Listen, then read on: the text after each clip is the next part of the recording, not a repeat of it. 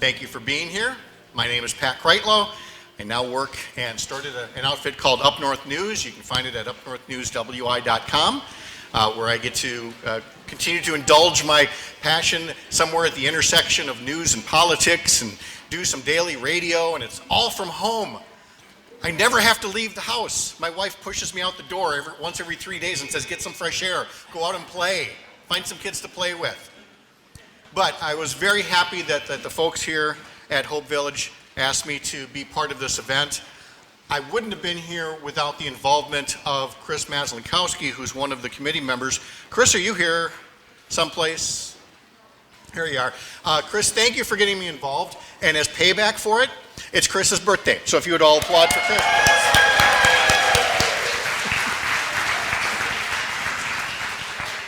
Let's get things started here. This is a new chapter for Hope Village. I am so thrilled to be a part of it. We're going to share with you the Hope Village mission and its vision for the future as we expand our efforts to support the unsheltered of our community. And we're going to share some very exciting fundraising progress that we've made. It is still the very early stages of fundraising. We all here in this room are part of the next stage, but you're going to love hearing about the generosity of this community already for Hope Village. Now, our program will be about 35 minutes long, so as not to disrupt the program, the beverages and the food stations will be closed during the presentation. You will have time to enjoy them after the program, though the Heidi Center staff, as we speak, they are sneaking the leftover meatballs to my car. So apart from that, they will be here. You should have received the campaign brochure outlining the expansion project and the Welcome Home campaign. A detailed case statement and other materials are also available at the registration table. And our hope is that if you feel inspired after hearing more this evening, that you will consider a gift of any amount, either tonight or by November 6th. And so for those of you who might have questions before you make that kind of a commitment, we have volunteers all around to assist you. They all have a smiley face sticker on their name tag. There is one more ask that I'm going to make of you tonight. Actually, two. I forgot the housekeeping one first. And I have to make sure that, Are your ringers off? Is your ringer off? Look again, because you think your ringer's off. Mine went off during the rehearsal here, so that's how I know. All right, so that's ask number one, is to have your ringers off. The other ask we're going to make of you tonight is you're going to hear a lot of good news. We hope that you will share what's going on with your friends, both in person and virtually. I know that way back in olden times, when I was anchoring the news here on Black and White Kinescope, a TV ratings success depended on word of mouth. Now we're in the digital age, whether it's a digital newsroom or a very public campaign like this, the metric of success is building visibility in social media. So if you're on social media in any way, shape, or form, we hope that you will like or share, comment, or even write a post about Hope Village, because each action helps us get to our goals, the goals to raise, to build, to connect, to mentor, and to support. So thank you again very, very much for being here this evening. I'm now going to introduce the first of several speakers who are going to have some great news, and then I'll be back to give you an update on the generosity of this community. So let me introduce to you one of the founding leaders of Hope Village, Mike Cahoon, whose vision to serve the unsheltered has guided the path for Hope Village and this campaign. Mike?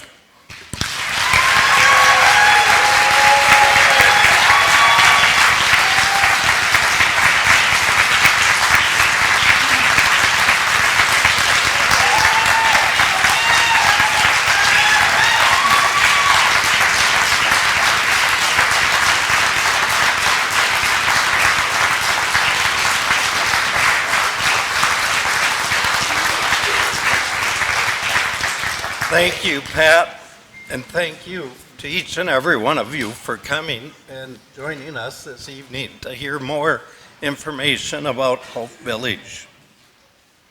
Hope Village's mission is to guide guests to stable housing using a program of sheltering, mentoring, and educating. Our vision is a community free of homelessness. Hope Village was founded in 2016 by a group of people involved in the Chippewa Falls Mission Coalition. The Mission Coalition is a group of community churches and social agencies that work to create a healthier community. We know that a community can only be truly healthy when all of its citizens have safe and affordable housing. To that end, the Mission Coalition and the Chippewa County Council on Homelessness and Hunger began looking at ways to fill the void that was left by the closing of Starting Point's Harmony House. Harmony House was Chippewa County's only homeless shelter, and it closed in 2014.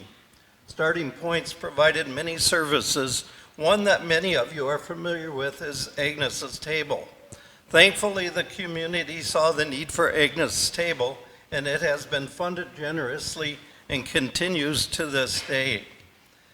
Figuring out how to continue the shelter portion was a little bit more difficult. The default was to provide motel vouchers, an expensive solution that often didn't have funding for more than a few months at a time. The Mission Coalition began looking at ways to allow those funds to last longer. Those motel vouchers cost $80 per night. That's $800 for 10 nights and $8,000 for 100 nights. I think you get the picture that that's pretty expensive and wasn't a permanent solution. Hope Village was established for the purpose of helping to stretch those motel voucher dollars. We considered that building a tiny house for less than $8,000 might be a more cost-effective way to shelter our community. Hope Village felt that if we could create tiny houses that could house single men and single women, the voucher funds could be used to house larger families. Little did we know that the tiny house movement would take off and would become a wonderful, affordable shelter alternative for the families in our community too. Hope Village is so much more than just a shelter program. Each of our guests is paired up with a support system that helps them work through what we call a secure living plan. The secure living plan helps guests establish an income sufficient to afford permanent housing within their budget and reconnects them to their health resources.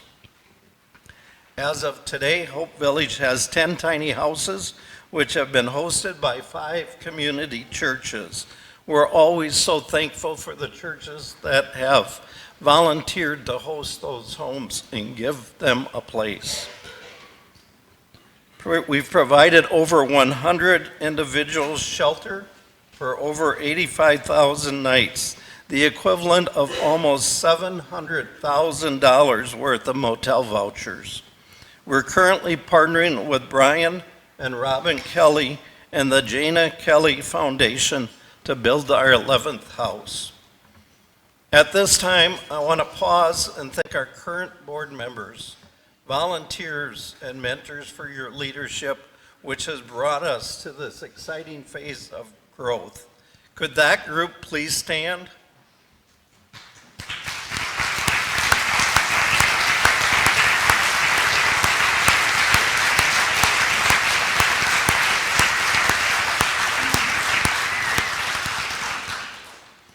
I'd also like to thank our capital campaign volunteers and specifically the entire team at Jacobs Well Church that has gone above and beyond to support this campaign. I'd also like to thank my church, Landmark Christian Church, for affording me the time to work on this project. Thank you too to the Chippewa County for providing the exceptional expertise of Pauline Spiegel as our campaign administrator. Thank you all for your commitment to the Hope Village mission. It's greatly appreciated.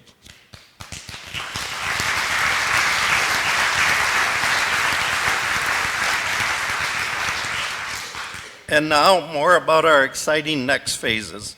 Phase 1 was partnering with the area churches and building 10 tiny houses and purchasing land for future use. That land, as you may have seen recently, is located near the intersection of Old 178 and County I near the East Hill Water Tower. Phase 2 includes putting our property to use. We have partnered with the Chippewa County Housing Authority and the City of Chippewa Falls, who invited us to write a grant that was funded by the state of Wisconsin and the federal HUD program. Phase 2 includes a fully functioning community building with restrooms, showers, a laundry facility, a communal kitchen, and a community room. This is a place for our guests to gather together to watch the Packers, the Badgers, or the Brewers win their weekly games. Maybe it'll be a place where school children go to do their homework. Perhaps it will simply be a place where guests can gather for conversation. This phase will be covered by the recent grant we were awarded of nearly $900,000.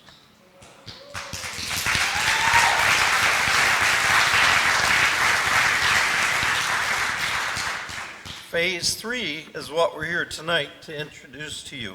We will be increasing the supply of affordable housing in the Chippewa Valley with 28 new affordable apartments. This will include building 5 one-bedroom duplexes. Besides those 10 units supplied by the duplexes, we'll also be adding another 18 units by building 3 six-plex apartments which will host larger families. Not only will these 28 units provide much-needed affordable housing, but they'll help Hope Village be sustainable into the future. The income from the rental units would be one of several income-producing activities. The phase that follows the building of affordable housing includes the creation of a workshop, which will allow for educational and job training activities. The workshop will allow for classes to be taught that will allow our guests to become more employable. Besides the affordable housing units and workshop, our planned development will include a playground, a garden area, and a pavilion for gathering. As many of you know, the need to support our unsheltered neighbors can go unseen. I'd like to invite Jessica Olsen-Bew to help explain the true need.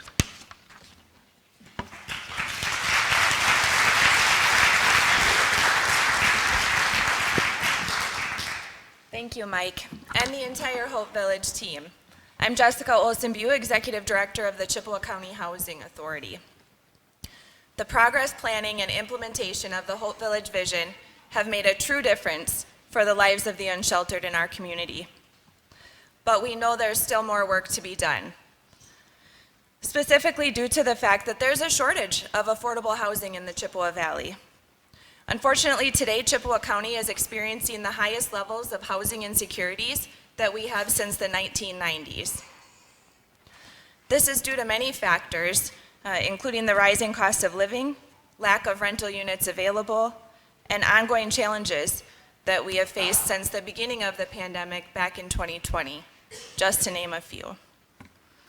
According to the Chippewa County Council on Homelessness and Hunger, the monthly average of individuals seeking housing stabilization services has increased by 188 individuals in just 3.5 years. Yes, you heard that correctly, has increased by 188 individuals each month. That is not the total. Let's take a look at the numbers. In 2019, there was a monthly average of 71 people seeking help. In 2020, this increased to 99 people that local agencies were seeing every month. In 2021, we were seeing upwards of 224 individuals and families. And in the first half of 2022, 259 individuals each month who are unsheltered or at risk of losing their housing. Now let this sink in. Just last year, an average of 59 individuals and families were turned away each month from local agencies because we didn't have the help and the resources. In 2022, this has increased to an average of 100 individuals and families who are turned away with unmet need every month. The statistics are staggering. Our community needs our help. At Hope Village, we recognize that the statistics don't always tell the full story or need. Sadly, homelessness is often unseen and underreported. The numbers provided are likely even lower than the actual amount of families in need. There are people living on a friend's couch, living in their vehicles, pitching a tent for the night or for weeks on end. Some are families who are days away from receiving an eviction notice because they've fallen behind on their rent. These are all individuals that may not be included in the data that we've collected. This is a crisis.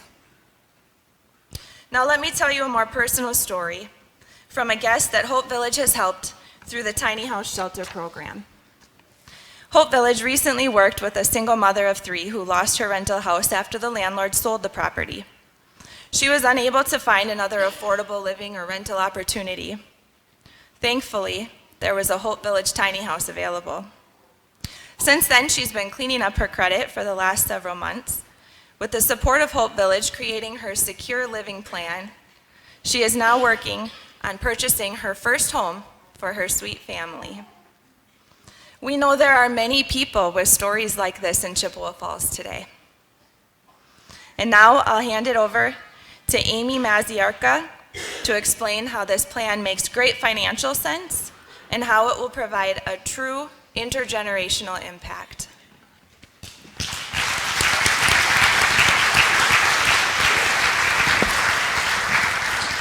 Thank you, Jessica. Good evening. My name is Amy Maziarka. I am the controller with Jacobs Well Church. Mark Reams, executive pastor of Jacobs Well and co-chair for the Hope Village Welcome Home campaign, is unable to be with us this evening as he has been diagnosed with COVID.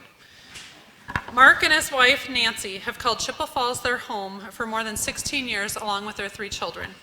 These are his words, and I'm honored to share them with you this evening. Jacobs Well has been involved with Hope Village since it began back in 2016. Hope Village was born out of the faith community, but has grown into a powerful resource in the community. The expansion of Hope Village means exponentially more families and individuals can experience what it means when the community comes together to help. I love that this project has become a collaborative community effort among all stakeholders, including the county, the city, businesses, churches, and people of Chippewa Falls who are just like you and me. As an executive pastor with a business background in the marketplace, my initial posture was, well, let's check out those financial plans to see if this is even viable. We had about 15 to 20 folks on what we called our financial committee, looking at the financial viability and feasibility of the project and the plan. I don't think deep dive gives enough emphasis to the paces this group of people put the financials through. Many of those people are in the room with us this evening. They are fellow business people and community members with financial and accounting acumen. That committee ended up meeting much longer than the other committees with a dedication to asking the right questions, making needed and necessary changes to the plan, and ensuring in the end that we can all feel confident in the viability and sustainability of this plan. Honestly, if this project did not have realistic sustainability woven into its DNA, I would not be standing here tonight speaking with you and co-chairing this campaign. I love 4 things about Hope Village and the Welcome Home campaign. The success of Hope Village so far is rooted in the mentor program. It is smartly designed with 2 mentors per guest. It uses a great balance of accountability and community. It's grace with healthy boundaries. In the end, people who are homeless need relationships and someone to care about them. They will do the hard work within those parameters. Second, the leadership and board of Hope Village see the big picture. They have recognized the growing gap in affordable housing and were able to pivot in a way that incorporates both transitional housing and affordable housing within the same community. capitalizing on the synergies and economies of scale built into the Hope Village Community Plan. It's just smart. Third, somewhere between 3 and 4 years, this project begins to see a positive cash flow. Sustainability on its own produced revenue. Personally, I think a few of the assumptions may be too conservative, and the project could be in the black even sooner. Lastly, I love that this is truly the community coming together to resolve issues. We're working together with the government and not relying solely on one agency to solve these problems. We're all doing it together. And now I would like to introduce a video to share more about our story of hope.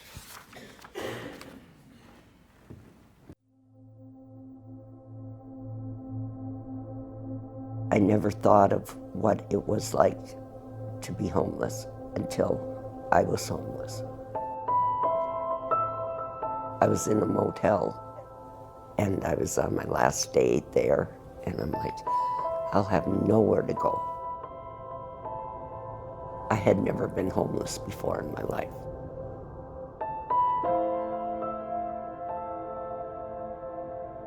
I was feeling so hopeless. I always thought of the brown paper bag guy under the bridge, desperately seeking something. But here I am. I was homeless. Didn't know what to do or where to go. Chippewa does not have any homeless shelters. Being homeless is scary. It's a very stressful thing not to be able to have a place to shower, sleep, and eat. Finding Hope Village was, it was the greatest thing in the world. Something we have to do is to understand what homelessness is in Chippewa Falls, and it's not what people traditionally think about. Anybody could experience homelessness at any point in their lives. It doesn't discriminate. People think that individuals who are unsheltered are struggling with addictions. They're lazy. They don't want to work. They, well, why don't they just get a job and everything would be fine? Most of the people that we see who are homeless or unsheltered have jobs. They're living paycheck to paycheck. Most of them became homeless because they had a car repair that threw them back. They were ill for a while. The pandemic hit people pretty hard. People got sick, they got laid off, they weren't able to recoup from that. We saw a huge spike in the unsheltered in our community through that. It's people who are doing everything they can to put a roof over their heads and their children's heads. A lot of times people use the term those people. Those people are our sisters, brothers, they're our loved ones, they're our friends, neighbors. These are folks that some of them have been hardworking their whole life, came onto some difficult times. We all have things that happen to us throughout our life. Hope Village is really a basic need. People need to have a roof over their head so that they're out of the elements. They need to have a place where they can feel secure, a door they can lock, not sleeping on a bench or sleeping in their minivan or a tent along the river. The mentor program with Hope Village is amazing, and it's really the reason that there's success in the program. We match guests with mentors, and then they work through the secure living plan to come up with goals every week. No matter what they're going through, the mentor will be there no matter what. People in the tiny homes have a 7-day contract and they have to meet goals. I think a lot of people sometimes assume that it's just, if you're homeless, you can get into a tiny house, and that's not the case. You have to be ready to make a change in your life. We can help people find a job so they have the income. We can get them reconnected with their health resources, but kind of the roadblock is there's not a big supply of affordable housing in the area. So when it gets to the point that a guest is ready to move into affordable housing, oftentimes it takes us months to find an apartment. We had 4 children that we had in treatment foster care that was costing the county $16,000 a month because there was no available housing. Somebody making minimum wage, which we have a lot of minimum wage jobs in Chippewa. We're eating up their income at minimum wage on housing. They barely have any money left for anything. So if it's a choice between feeding yourself or, living in a van, you got to eat, right? We're going to add 28 units to the mix here in the community with duplexes and 3 sixplexes that'll have 1-bedroom, 2-bedroom, and 3-bedroom units. And really, that's what this campaign is about. And one of the great things that's going to happen because of this campaign is, number one, raising the money to build and maintain affordable housing, but also to educate the public and let them know what a huge problem this is in our community. Because we have nothing in Chippewa County to help our homeless or our unsheltered population. Unless you're a male veteran, there's no shelter for you in our community. No female, no children's shelter, no family shelter, nothing. We need to solve this now because it's not going away, and it's unfortunately becoming a bigger and bigger problem. It's the fact that good, safe, and secure housing leads to better education for kids, better jobs and income for adults, and a better all-around economy. If we can help people get back on their feet and they're giving to the community, the whole community just thrives and succeeds then. What I like is the community coming together. They see an issue and they're coming together to solve it. And it usually works better when people in the community take matters into their own hand like this. And I like the fact that it's a sustainable plan. With Hope Village, instead of spending money on hotel rooms, you spend money on buying tiny homes and building buildings that can be reused over and over again for many years. And the economics of that it's just smart money. Any contributions from the community itself is a leveraging opportunity to qualify for additional matching funds from the federal government. So our money will go twice or 3 times as far if we support this project now. Whether it's $1, whether it's $100, whatever the amount. This is a way to that our dollars it's going to be measurable. Look, this is measurable. We helped somebody's life directly. It's measurable. There's so much need all over this world, but this one is right here in our backyard. We're here to help each other. If I was ever going to invest any money in something, I would invest it in Hope Village. I think nothing means more than what they do. That makes this donating, giving a gift to this cause a little bit different. For individuals who really care about our community and really want to make a lasting impact, this is a great way to do it.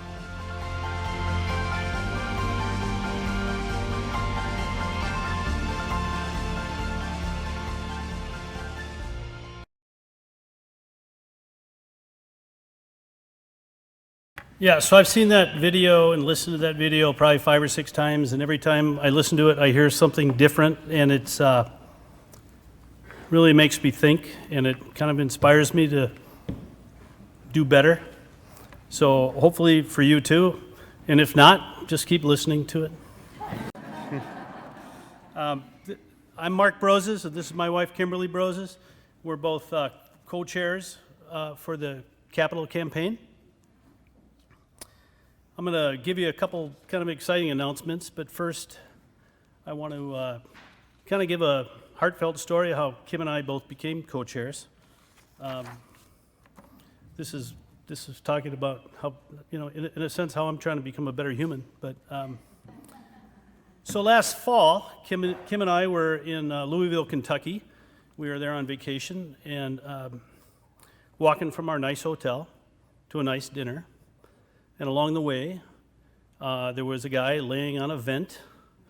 I assume he was homeless, but we just walked around him, and I just grabbed Kim. We walked around. We went to dinner, and that was it, right? And later on that night, my beautiful wife Kimberly, who grew up in Chippewa Falls and has this big heart, she said, "Did you even see that guy?" I was like, "Yeah." We moved around him and kept walking. And I said, I grew up in Detroit. That's what we do. We just keep moving. And that's not what we do in Chippewa Falls. So Kim was very concerned, and I actually was, I felt like I disappointed her a little bit. So a little bit later, a couple months later, I was talking to my good friend Karen Aber and Dick Aber. We were in Rotary together, and I was just trying to figure out what can we do different. And I was just having a conversation, trying to understand maybe my own angst, but I didn't know Dick Aber was a big part of this Hope Village campaign, so be careful who you talk to in this town. So Dick said, "Hey, Mark, would you guys like to be co-chairs?" And I was like, well, no. So he said, "Mark, I'm going to give you a statement to read," and he gave it to Kim and I, and one of us read it better than the other,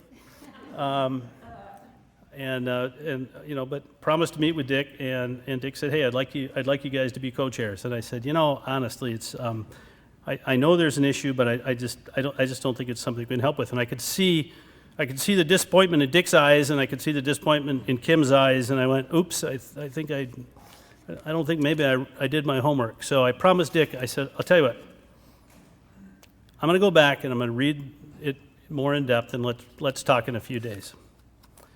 I don't know if you guys know, I'm an engineer, so I'm very analytical and maybe a little cynical. I read it. And you guys, it's all available to you as well. But if you don't feel like doing the homework, I can tell you I did. I researched points about poverty in Chippewa Falls. I researched things about families that were at risk and their incomes and how close so many people are to a terrible situation. And then I called some friends who were teachers. And it's just unbelievable. To me, it was just unbelievable what the situation is, and it's invisible. It's invisible because, who wants to brag about, sorry, we're living in a van right now, right? So you've heard the discussion before that so many of these people in our community, you don't know. And you don't want to know, and they don't want you to know, but it's a really, really, really important thing that we've got to address. So it's not invisible to teachers, and it's not invisible to the so many volunteers we have in this community that volunteer their time to help these people out. But to me it was. Maybe not so much to my wife, but so anyway, now we're co-chairs, and we're going to do our damnedest to raise all the money we can to make this work. Sorry, Father.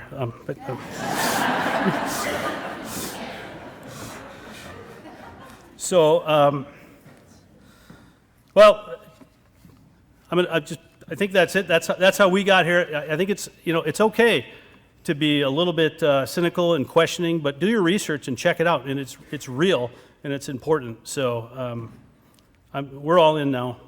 So a couple of big announcements. The first announcement is that we'd like to announce that 7 generous donors. We did a little bit of pre-work before this launch event, just to get things going and see if there was going to be support for this. So we've got 7 generous donors that have offered their pledges as a matching challenge grant. I think there's a slide behind me that says what a matching challenge grant is, but I think it's kind of self-explanatory. 7 people put up, said, we'll donate this much money if a bunch of other folks will also donate this much money by November 6th. So it's $275,000, and we're trying to get that money tonight and or through November 6th. So we're extremely grateful for the folks who have already committed. Chippewa Falls, my God, sorry, I keep going off script here, but I didn't grow up here. But this is the most generous community I've ever lived in.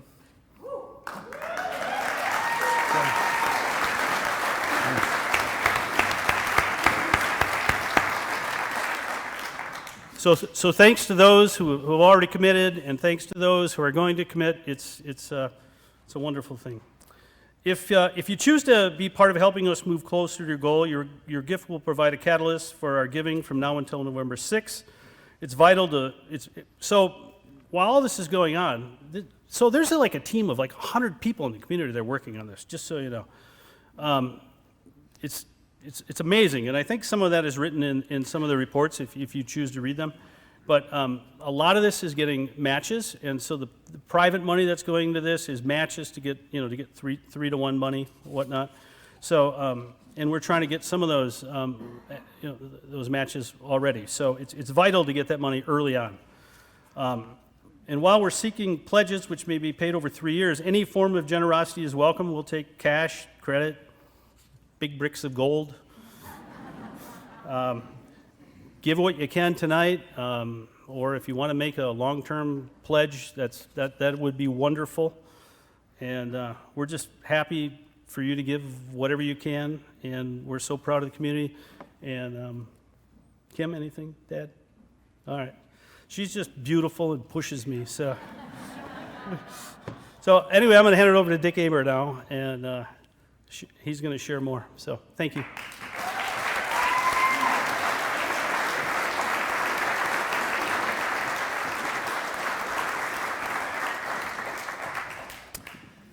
Thank you, Mark and Kim, for graciously joining me to serve on the Welcome Home Capital campaign. It goes without saying that this event would not be possible without the persons, businesses, and foundations listed here. Let's thank these donors.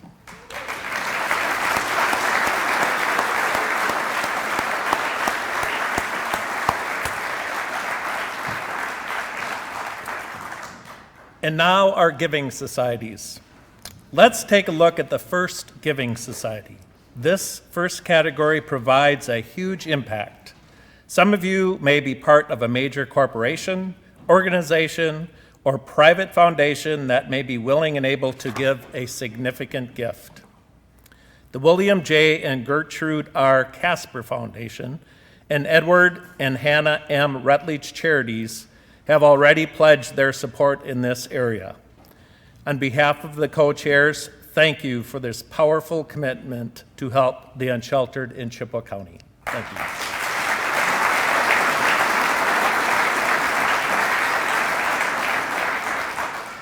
The next levels may be more possible to consider for those of you associated with businesses, groups, or families who want to pool together to give a gift in this category.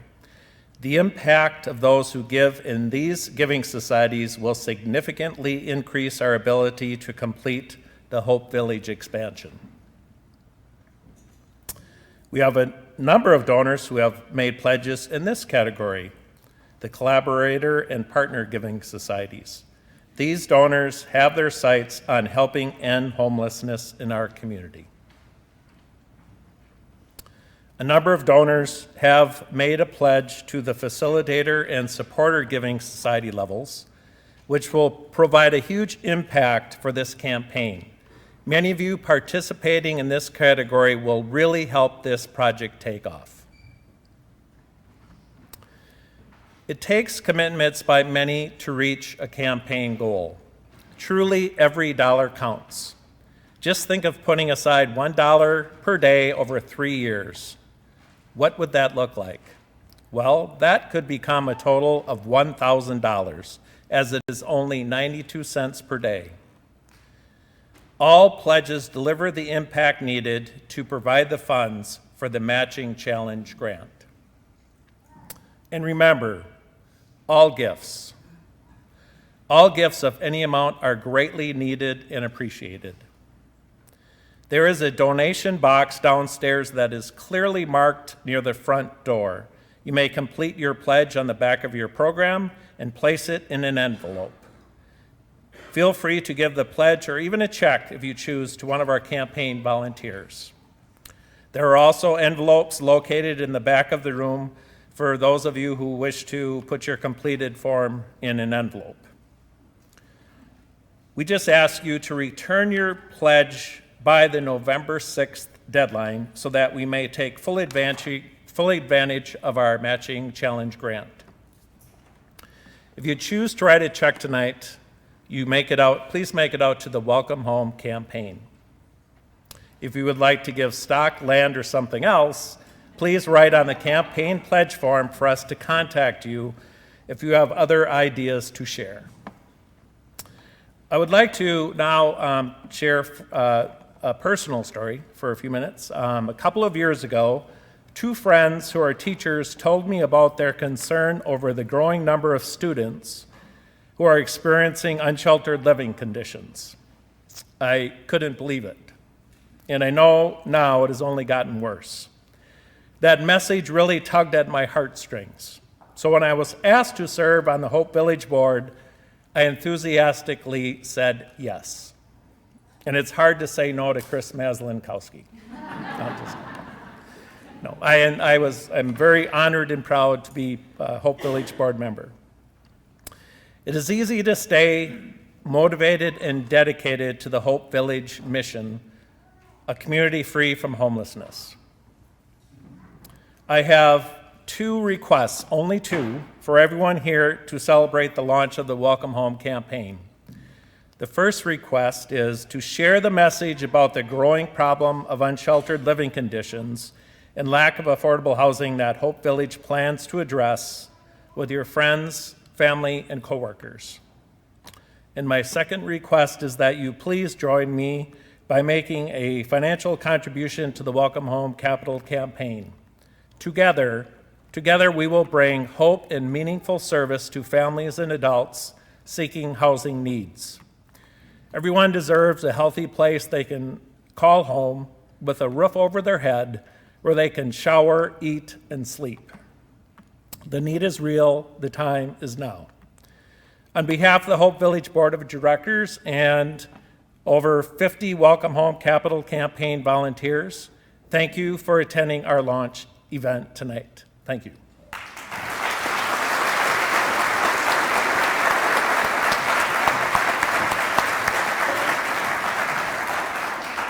We're going to talk about the generous people in the community in a moment, but I would just like to once again recognize the people who were so generous with their time to tell you about their stories.